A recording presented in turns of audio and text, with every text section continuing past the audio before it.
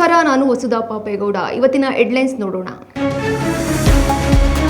ಇದು ನನ್ನ ರಾಜಕೀಯ ಜೀವನದಲ್ಲಿ ಕಂಡ ಅತ್ಯಂತ ಕೆಟ್ಟ ಆಡಳಿತ. ಮತ್ತೊಮ್ಮೆ ಸಿಎಂ ಮಾಡುವ ನಿರ್ಧಾರ ಮೋದಿ ಅಮಿತ್ ಶಾ ಅವರಿಗೆ ಬಿಟ್ಟದ್ದು. ಜನತಾ ಸಮಾವೇಶದಲ್ಲಿ ಎಚ್ಡಿಡಿ ಹೇಳಿಕೆ. ಡಿಕೆಶಿ ಬೆಂಬಲಿಗರ ಮೇಲೆ ಅಸಮಾಧಾನ. ಹಿರಿಯ ದಲಿತ ನಾಯಕರಿಂದ ಖರ್ಗೆ ಭೇಟಿ. ಮುಖ್ಯಮಂತ್ರಿಯಾಗಿ ಅಧಿಕಾರ ವಹಿಸಿಕೊಳ್ಳುವಂತೆ ಒತ್ತಾಯ. ಬಿಜೆಪಿ 10ಕ್ಕೂ ಹೆಚ್ಚು ಸ್ಥಾನ ಗೆದ್ದರೆ ರಾಜಕೀಯವನ್ನೇ ತ್ಯಜಿಸುತ್ತೇನೆ. ಪ್ರಧಾನಿ ಮೋದಿ ಅಮಿತ್ ಶಾ ದೇಶದ ಕ್ಷಮೆಯಾಚಿಸಬೇಕು. ಕ್ಲೀನ್ ಚೀಟ್ ಬೆನ್ನಲ್ಲೇ ಅರವಿಂದ್ ಕೇಜ್ರಿವಾಲ್ ಸುದ್ದಿಗೋಷ್ಠಿ. ದಳಪತಿ ವಿಜಯ್ ದಾಂಪತ್ಯದಲ್ಲಿ ಬಿರುಗಾಳಿ ಬೇರೆ. ನಟಿಯ ಜೊತೆ ಅಕ್ರಮ ಸಂಬಂಧ ಆರೋಪ. ತ್ರಿಷಾ ಮೇಲೆ ಗೂಬೆ ಕೂರಿಸಿದ ನೆಟ್ಟಿಗರು. ನಾಳೆ ಭಾರತ ಮತ್ತು ವೆಸ್ಟ್ ಇಂಡೀಸ್ ನಿರ್ಣಾಯಕ ಪಂದ್ಯ. ತಂದೆ ಕಳೆದುಕೊಂಡ ನೋವಿನಲ್ಲಿ ರಿಂಕು ಸಿಂಗ್ ನೋವಿನ ನಡುವೆಯೂ ತಂಡಕ್ಕೆ ವಾಪಸ್. ಎಚ್.ಡಿ. ಕುಮಾರಸ್ವಾಮಿ ಅವರನ್ನ ಮತ್ತೊಮ್ಮೆ ಮುಖ್ಯಮಂತ್ರಿ ಮಾಡುವ ನಿರ್ಧಾರ ಸಂಪೂರ್ಣವಾಗಿ ಪ್ರಧಾನಿ ನರೇಂದ್ರ ಮೋದಿ ಹಾಗೂ ಕೇಂದ್ರ ಗೃಹ ಸಚಿವ ಅಮಿತ್ ಶಾ ಅವರ ವಿವೇಚನೆಗೆ ಬಿಟ್ಟಿದ್ದು ಎಂದು ಎಚ್.ಡಿ. ದೇವೇಗೌಡರು ಹೇಳಿದ್ದಾರೆ. ಜೆಡಿಎಸ್ ಬೆಳ್ಳಿ ಹಬ್ಬದ ಸಂಭ್ರಮಾಚರಣೆಯ ಅಂಗವಾಗಿ ಹಮ್ಮಿಕೊಂಡಿದ್ದ ಬೃಹತ್ ಜನತಾ ಸಮಾವೇಶದಲ್ಲಿ ಈ ಬಗ್ಗೆ ಮಾತನಾಡಿರುವ ಅವರು, ತಮ್ಮ ಪುತ್ರ ಕುಮಾರಸ್ವಾಮಿ ಅವರನ್ನ ಮತ್ತೆ ಮುಖ್ಯಮಂತ್ರಿ ಸ್ಥಾನದಲ್ಲಿ ಕೂರಿಸುವುದು ನನ್ನ ಕೈಲಿಲ್ಲ. ಆ ಅಧಿಕಾರ ಮತ್ತು ತೀರ್ಮಾನ ಸಂಪೂರ್ಣವಾಗಿ ನರೇಂದ್ರ ಮೋದಿ ಮತ್ತು ಅಮಿತ್ ಶಾ ಅವರಿಗೆ ಸೇರಿದ್ದು. ಜೆಡಿಎಸ್ ಪಕ್ಷವು ಎನ್ಡಿಎ ಮೈತ್ರಿಕೂಟಕ್ಕೆ ನೀಡುತ್ತಿರುವ ಶಕ್ತಿ ಮತ್ತು ಬೆಂಬಲವನ್ನ ಅರಿತು ಅದನ್ನು ಹೇಗೆ ಸಮರ್ಪಕವಾಗಿ ಬಳಸಿಕೊಳ್ಳಬೇಕು ಎಂಬ ರಾಜಕೀಯ ಜಾಣ್ಮೆ ಹಾಗೂ ಪ್ರಬುದ್ಧತೆ ಮೋದಿ ಮತ್ತು ಶಾ ಅವರಿಗಿದೆ.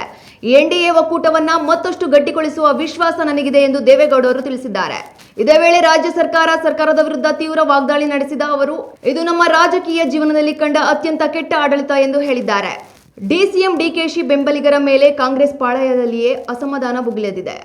ಸಿಎಂ ಸಿದ್ದರಾಮಯ್ಯ ಅವರ ಉತ್ತರಾಧಿಕಾರಿಯಾಗಲು ಡಿಕೆ ಶಿವಕುಮಾರ್ ಒಬ್ಬರೇ ಅರ್ಹ ನಾಯಕ ಎಂದು ಬಿಂಬಿಸಲು ಡಿಸಿಎಂ ಬೆಂಬಲಿಗರು ಎಲ್ಲಾ ರೀತಿಯ ಹೇಳಿಕೆಗಳನ್ನು ನೀಡುತ್ತಿರುವುದರಿಂದ ತ್ರಾಸಗೊಂಡಿರುವ ರಾಜ್ಯದ ಹಿರಿಯ ದಲಿತ ನಾಯಕರ ವರ್ಗವು ಎಐಸಿಸಿ ಅಧ್ಯಕ್ಷ ಮಲ್ಲಿಕಾರ್ಜುನ್ ಖರ್ಗೆ ಅವರನ್ನ ಭೇಟಿ ಮಾಡಿದ್ದಾರೆ. ಖರ್ಗೆ ಅವರೇ ಮುಖ್ಯಮಂತ್ರಿಯಾಗಿ ಅಧಿಕಾರ ವಹಿಸಿಕೊಳ್ಳುವಂತೆ ಒತ್ತಾಯಿಸಿದ್ದಾರೆ ಎನ್ನಲಾಗಿದೆ. ಆದರೆ ಈ ನಿರ್ಧಾರವನ್ನ ಹೈಕಮಾಂಡ್ ತೆಗೆದುಕೊಳ್ಳಬೇಕಾಗಿದ್ದು, ಖರ್ಗೆ ಅವರ ರಾಜ್ಯಸಭೆಯ ಅವಧಿ ಜೂನ್ನಲ್ಲಿ ಕೊನೆಗೊಳ್ಳುತ್ತದೆ ಮತ್ತು ಪಕ್ಷವು ಅವರನ್ನ ಮತ್ತೆ ನಾಮನಿರ್ದೇಶನ ಮಾಡಿದರೆ ಅವರು ರಾಷ್ಟ್ರ ರಾಜಕೀಯದಲ್ಲಿ ಮುಂದುವರಿತಾರೆ. ಆದರೆ ಅವರು ಐಸಿಸಿ ಅಧ್ಯಕ್ಷರಾಗಿ ಉಳಿಯುತ್ತಾರೆಯೇ ಎಂದು ಕಾದು ನೋಡಬೇಕು ಎಂದು ಕಾಂಗ್ರೆಸ್ ಹಿರಿಯ ನಾಯಕರೊಬ್ಬರು ತಿಳಿಸಿದ್ದಾರೆ. ಐತಿಹಾಸಿಕ ಬೆಂಗಳೂರು ಕರಗಕ್ಕೆ ಮುಹೂರ್ತ ನಿಗದಿಯಾಗಿದೆ. ಈ ಬಾರಿ ಮಾರ್ಚ್ 30ರಿಂದ ಏಪ್ರಿಲ್ 1ರವರೆಗೆ ಬೆಂಗಳೂರು ಕರಗ ಉತ್ಸವ ನಡೆಯಲಿದೆ. ಏಪ್ರಿಲ್ 1ರ ಮಧ್ಯರಾತ್ರಿಯಂದು ಅದ್ದೂರಿಯಾಗಿ ಕರಗದ ಶಂಖೋತ್ಸವ ಜರುಗಲಿದೆ. ಅರ್ಚಕ ಜ್ಞಾನೇಂದ್ರ ಸ್ವಾಮಿ ಅವರು 16ನೇ ಬಾರಿಗೆ ಬೆಂಗಳೂರು ಕರಗ ಹೊರಲಿದ್ದಾರೆ. ಧರ್ಮಸ್ವಾಮಿ ದೇವಾಲಯದ ನೂತನ ವ್ಯವಸ್ಥಾಪಕ ಸಮಿತಿಯಿಂದ ಬೆಂಗಳೂರು ಕರಗ ದಿನಾಂಕ ನಿಗದಿಪಡಿಸಲಾಗಿದೆ. ಜ್ಞಾನೇಂದ್ರ ಸ್ವಾಮಿ ಅವರು 16ನೇ ಬಾರಿಗೆ ಕರಗವನ್ನ ಹೊರಲಿದ್ದು, ಧರ್ಮರಾಯ ಸ್ವಾಮಿ ದೇವಾಲಯದ ಆಡಳಿತ ಮಂಡಳಿ ಹಾಗೂ ಮುಜರಾಯಿ ಇಲಾಖೆಯವರನ್ನು ಆಯ್ಕೆ ಮಾಡಿದೆ. ಮಾರ್ಚ್ 24ರಂದು ಧ್ವಜಾರೋಹಣದ ಮೂಲಕ ಉತ್ಸವಕ್ಕೆ ಚಾಲನೆ ಸಿಗಲಿದ್ದು, ಮಾರ್ಚ್ 30ರಂದು ಹಸಿ ಕರಗ ನಡೆಯಲಿದೆ. ಬಳಿಕ ಏಪ್ರಿಲ್ 1ರ ಮಧ್ಯರಾತ್ರಿ ಬೆಂಗಳೂರು ಕರಗ ಶಂಖೋತ್ಸವ ಅದ್ದೂರಿಯಾಗಿ ಜರುಗಲಿದೆ. ಈ ಮೂಲಕ ಒಟ್ಟು 11 ದಿನಗಳ ಕಾಲ ಕರಗದ ವಿವಿಧ ಕಾರ್ಯಗಳು ನಡೆಯಲಿವೆ. ಇನ್ನು ಧರ್ಮಸ್ವಾಮಿ ದೇವಸ್ಥಾನದಲ್ಲಿ ಕರಗ ಪ್ರಯುಕ್ತ ವಿಶೇಷ ಪೂಜೆ ನಡೆಯಲಿದೆ. ತಿಗಳ ಸಮುದಾಯದವರು ಈ ಹಬ್ಬದ ಮುಖ್ಯ ಆಯೋಜಕರಾಗಿದ್ದಾರೆ. ಶತಮಾನಗಳಿಂದ ಬಂದಿರುವ ಈ ಕರಗದ ಆಚರಣೆ ನಡೆದುಕೊಂಡು ಬಂದಿದೆ. ದೆಹಲಿಯ ಮಾಜಿ ಮುಖ್ಯಮಂತ್ರಿ ಅರವಿಂದ್ ಕೇಜ್ರಿವಾಲ್ ಇಂದು ಪ್ರಧಾನಿ ನರೇಂದ್ರ ಮೋದಿ ಮತ್ತು ಕೇಂದ್ರ ಗೃಹ ಸಚಿವ ಅಮಿತ್ ಶಾ ವಿರುದ್ಧ ವಾಗ್ದಾಳಿ ನಡೆಸಿದ್ದಾರೆ. ಅಬಕಾರಿ ನೀತಿ ಪ್ರಕರಣದಲ್ಲಿ ಅರವಿಂದ್ ಕೇಜ್ರಿವಾಲ್, ಮಾಜಿ ಉಪಮುಖ್ಯಮಂತ್ರಿ ಮನೀಶ್ ಸಿಸೋಡಿಯಾ ಮತ್ತು ಇತರ 21 ಜನರಿಗೆ ದೆಹಲಿ ನ್ಯಾಯಾಲಯವು ಕ್ಲೀನ್ ಚಿಟ್ ನೀಡಿದೆ.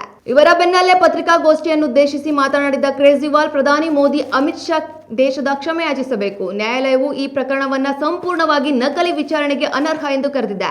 ಪ್ರಧಾನಿ ನರೇಂದ್ರ ಮೋದಿ ಅಮಿತ್ ಶಾ ನಮ್ಮ ವಿರುದ್ಧ ಪಿತೂರಿ ನಡೆಸಿದ್ದಾರೆ ಎಂದು ಆರೋಪಿಸಿದ್ದಾರೆ. ಇನ್ನು ಪ್ರಧಾನಿ ನರೇಂದ್ರ ಮೋದಿ ಮತ್ತು ಬಿಜೆಪಿಗೆ ದೆಹಲಿಯಲ್ಲಿ ಚುನಾವಣೆ ನಡೆಸಿ ಏನಾಗುತ್ತದೆ ಎಂದು ನೋಡೋಣ ಎಂದು ಸವಾಲ್ ಹಾಕಿದ್ದಾರೆ.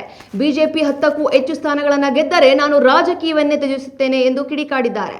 ಹುಣಸೆಕಾಯಿ ಕೀಳಲು ಮರ ಏರಿದ್ದವನ ಮೇಲೆ ಹೆಜ್ಜೆಯನ್ನು ದಾಳಿ ನಡೆಸಿದ ಪರಿಣಾಮ ವ್ಯಕ್ತಿಯೊಬ್ಬ ಗಂಭೀರವಾಗಿ ಗಾಯಗೊಂಡು ಆಸ್ಪತ್ರೆಗೆ ದಾಖಲಾದ ಘಟನೆ ನಡೆದಿದೆ. ವಿಜಯಪುರ ತಾಲೂಕಿನ ಚಿಕ್ಕಮಣ್ಣೂರು ಗ್ರಾಮದ ಚಂದ್ರುಮೇಟಿ ಗಾಯಗೊಂಡ ವ್ಯಕ್ತಿ ರೋಣ ಹುಬ್ಬಳ್ಳಿ ಮುಖ್ಯ ರಸ್ತೆಯಲ್ಲಿ ಸಾಕಷ್ಟು ಹುಣಸೆಕಾಯಿ ಮರಗಳಿವೆ. ಪ್ರತಿ ವರ್ಷದಂತೆ ಈ ವರ್ಷವೂ ಹುಣಸೆಕಾಯಿ ಕೀಳಲು ಮರ ಏರಿದ್ದಾನೆ. ಆದರೆ ಮರದಲ್ಲಿನ ಹೆಜ್ಜೆನು ಹುಳುಗಳು ಆತನ ಮೇಲೆ ಏಕಾಏಕಿ ದಾಳಿ ನಡೆಸಿವೆ. ಹೆಜ್ಜೆನು ದಾಳಿಗೆ ಕಂಗೆಟ್ಟು ಮರದಿಂದ ಕೆಳಗೆ ಕುಸಿದು ಬಿದ್ದಿದ್ದಾನೆ. ಕೆಳಗೆ ಬಿದ್ದರೂ ಆತನನ್ನ ಬಿಡದೆ ಕಚ್ಚಿ ಗಾಯಗೊಳಿಸಿವೆ. ಸ್ಥಳಕ್ಕೆ ಬಂದ ಚಿಕ್ಕಮಣ್ಣೂರು ಗ್ರಾಮಸ್ಥರು ರಸ್ತೆಯ ಅಕ್ಕಪಕ್ಕ ಬೆಂಕಿ ಹಚ್ಚಿ ಜೇನುಹುಳುಗಳನ್ನ ಓಡಿಸಿದ್ದಾರೆ. ಆದರೆ ಹೆಜ್ಜೇನು ದಾಳಿಗಳಿಂದ ಗಂಭೀರ ಗಾಯಗೊಂಡ ಚಂದ್ರು ಪ್ರಜ್ಞೆ ತಪ್ಪಿದ್ದಾರೆ. ಹೆಜ್ಜೇನು ದಾಳಿಯ ವಿಷಯ ತಿಳಿದ ತಾಲೂಕು ಗ್ಯಾರಂಟಿ ಅನುಷ್ಠಾನ ಸಮಿತಿ ಅಧ್ಯಕ್ಷ ಮಿಥುನ್ ಪಾಟೀಲ್ ಆಂಬ್ಯುಲೆನ್ಸ್ ಹಾಗೂ ಅಗ್ನಿಶಾಮಕ ಠಾಣೆಗೆ ಕರೆ ಮಾಡಿ ಹೆಜ್ಜೇನು ದಾಳಿಗೊಳಗಾದ ವ್ಯಕ್ತಿಯನ್ನ ರಕ್ಷಿಸಿ ಶೀಘ್ರ ಆಸ್ಪತ್ರೆಗೆ ಕರೆತಂದು ಚಿಕಿತ್ಸೆ ನೀಡಿ ಎಂದು ಸೂಚನೆ ನೀಡಿದ್ದಾರೆ. ರಾಯಚೂರು ಜಿಲ್ಲೆಯ ಸಿಂಧನೂರು ತಾಲೂಕಿನ ಸಾಲಗುಂದ ಗ್ರಾಮದಲ್ಲಿ ರಾಜನಾಯ ಎಂಬುವರ ಮನೆಯಲ್ಲಿ ಫ್ರಿಜ್ ಸ್ಫೋಟಗೊಂಡು ಮನೆ ಹೊತ್ತಿ ಉರಿದಿದೆ. ಈ ಘಟನೆ ಸ್ಥಳೀಯರನ್ನ ಬೆಚ್ಚಿ ಬೀಳಿಸುವಂತೆ ಮಾಡಿದೆ. ಅದೃಷ್ಟವಶಾತ್ ಯಾವುದೇ ಪ್ರಾಣಹಾನಿ ಸಂಭವಿಸಿಲ್ಲ. ಮನೆಯಲ್ಲಿದ್ದ 25 ಲಕ್ಷ ರೂಪಾಯಿ ನಗದು ಸೇರಿದಂತೆ ವಸ್ತುಗಳೆಲ್ಲ ಬೆಂಕಿಗಾಹುತಿಯಾಗಿದೆ.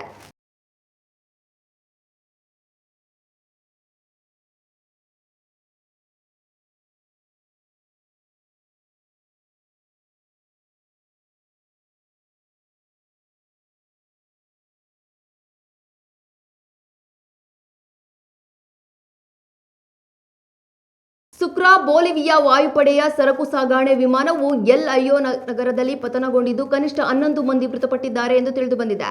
ಸಾಂತಾ ಕ್ರೂಜ್ ವಿಮಾನ ನಿಲ್ದಾಣದಲ್ಲಿ ಎಲ್ ಅಲೋಗೆ ಸಂಚರಿಸಿದ ಈ ವಿಮಾನ ರನ್ವೇನಿಂದ ಜಾರಿ ಸಮೀಪದಲ್ಲಿದ್ದ ವಾಹನಗಳಿಗೆ ಡಿಕ್ಕಿಯಾಗಿದೆ. ಅಪಘಾತಕ್ಕೀಡಾದ ವಿಮಾನವನ್ನ C-130 ಹರ್ಕ್ಯುಲಸ್ ಎಂದು ಖಚಿತಪಡಿಸಿರುವ ರಕ್ಷಣಾ ಸಚಿವಾಲಯ, ವಿಮಾನವು ಬೋವಿಲಿಯಾದ ಸೆಂಟ್ರಲ್ ಬ್ಯಾಂಕ್ ನೋಟುಗಳನ್ನು ಸಾಗಿಸುತ್ತಿತ್ತು ಎನ್ನಲಾಗಿದೆ.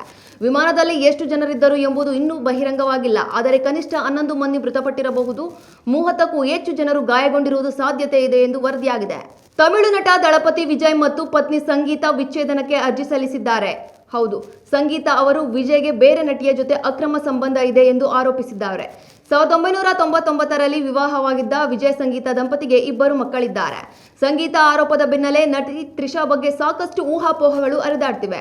ವಿಜಯ್ ಹಾಗೂ ತ್ರಿಷಾ ಒಟ್ಟಿಗೆ ಹಲವು ಸಿನಿಮಾಗಳಲ್ಲಿ ನಟಿಸಿದ್ದಾರೆ. ಇವರ ಕೆಮಿಸ್ಟ್ರಿ ತೆರೆ ಮೇಲೆ ಗಮನ ಸೆಳೆದಿದೆ. ಇತ್ತೀಚಿನ ವರ್ಷಗಳಲ್ಲಿ ರಿಲೀಸ್ ಆದ ಲಿಯೋ ಸಿನಿಮಾದಲ್ಲೂ ವಿಜಯ್ ಹಾಗೂ ತ್ರಿಷಾ ಒಟ್ಟಾಗಿ ನಟಿಸಿದ್ದಾರೆ. ಇವರ ಗೆಳೆತನವನ್ನ ಕೆಲವರು ತಪ್ಪಾಗಿ ಭಾವಿಸಿದ್ದಾರೆ. ಈ ಕಾರಣದಿಂದಲೇ ಸಂಗೀತಾ ಆರೋಪದ ಬಳಿಕ ಎಲ್ಲರೂ ತ್ರಿಷಾ ಮೇಲೆ ಗೂಬೆ ಕೂರಿಸುವ ಕೆಲಸ ಮಾಡ್ತಿದ್ದಾರೆ. ಭಾರತ ಮತ್ತು ವೆಸ್ಟ್ ಇಂಡೀಸ್ ನಡುವಣ ನಿರ್ಣಾಯಕ ಪಂದ್ಯವು ನಾಳೆ ನಡೆಯಲಿದೆ. ಕೋಲ್ಕತ್ತಾದ ಈಡನ್ ಗಾರ್ಡನ್ ಮೈದಾನದಲ್ಲಿ ನಡೆಯಲಿದೆ. ಈ ಪಂದ್ಯವು ಉಭಯ ತಂಡಗಳ ಪಾಲಿಗೆ ನಿರ್ಣಾಯಕವಾಗಿದ್ದು, ಈ ಮ್ಯಾಚ್ನಲ್ಲಿ ಗೆಲ್ಲುವ ತಂಡ ಸೆಮಿಫೈನಲ್ಗೆ ಪ್ರವೇಶಿಸುತ್ತದೆ. ಈ ನಡುವೆ ಯುವ ಬ್ಯಾಟರ್ ರಿಂಕು ಸಿಂಗ್ ಅವರು ಇಂದು ಕೋಲ್ಕತ್ತಾದಲ್ಲಿ ಭಾರತ ತಂಡವನ್ನ ಮತ್ತೆ ಸೇರಿಕೊಳ್ಳಲಿದ್ದಾರೆ. ರಿಂಕು ಸಿಂಗ್ ಅವರ ತಂದೆ ಕಾಂಚನ್ ಸಿಂಗ್ ಅವರು ಲಿವರ್ ಕ್ಯಾನ್ಸರ್ನಿಂದಾಗಿ ಶುಕ್ರವಾರ ಮುಂಜಾನೆ ನಿಧನರಾಗಿದ್ದರು. ಹೀಗಾಗಿ ಅವರು ಶುಕ್ರವಾರವೇ ಅಲಿಗಢಕ್ಕೆ ತೆರಳಿ ತಮ್ಮ ತಂದೆಯ ಅಂತಿಮ ವಿಧಿವಿಧಾನಗಳನ್ನು ಪೂರೈಸಿದ್ದರು. ತಂದೆಯ ಅಗಲಿಕೆಯ ನೋವಿನ ನಡುವೆಯೂ ರಿಂಕು ಸಿಂಗ್ ಭಾರತ ಪರ ಆಡಲು ಮನಸ್ಸು ಮಾಡಿದ್ದಾರೆ.